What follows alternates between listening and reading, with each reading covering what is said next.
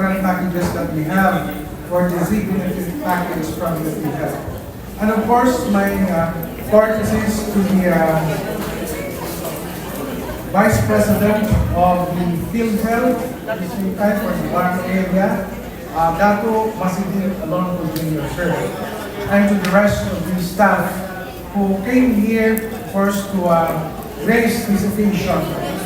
Considering that today it is a leap in the history of the Cotabato Regional Medical Center.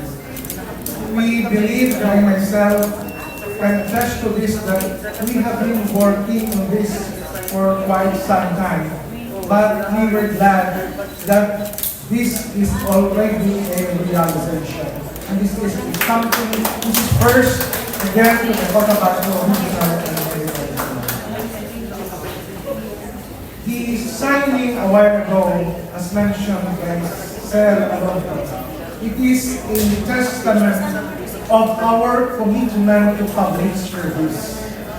Considering that our hospital is really to serve the least of our brethren, it is nice that we have this kind of packages.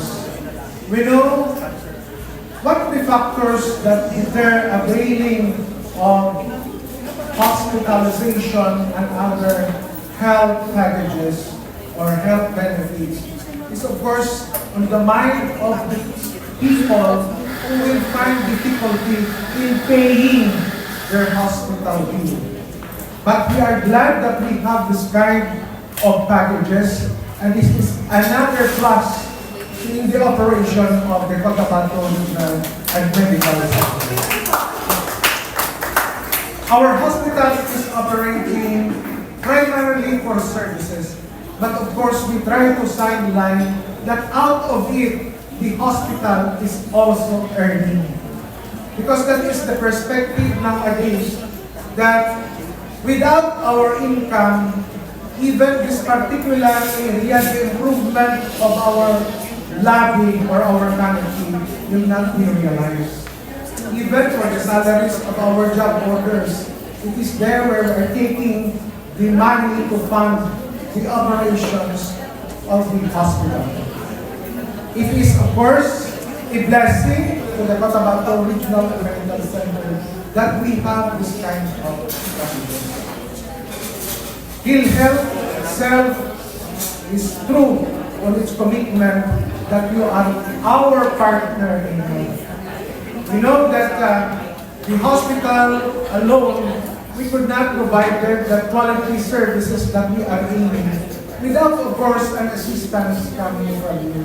We could not deny that the financial advantage that we are also enjoying from the PhilHealth really help much in the operations of our hospital.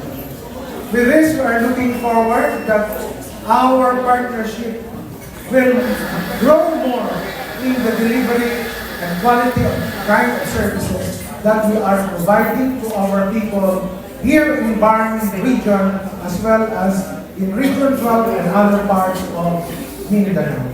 So, it really poses as a challenge to all of us, because we could not rest on our laurels by the realization of this package.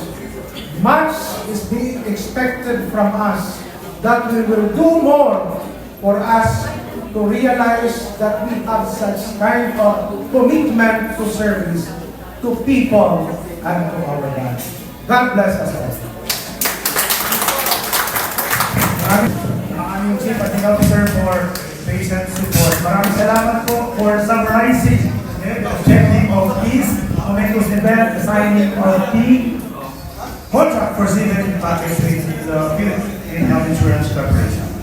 And thank you very much. Thank you, everyone.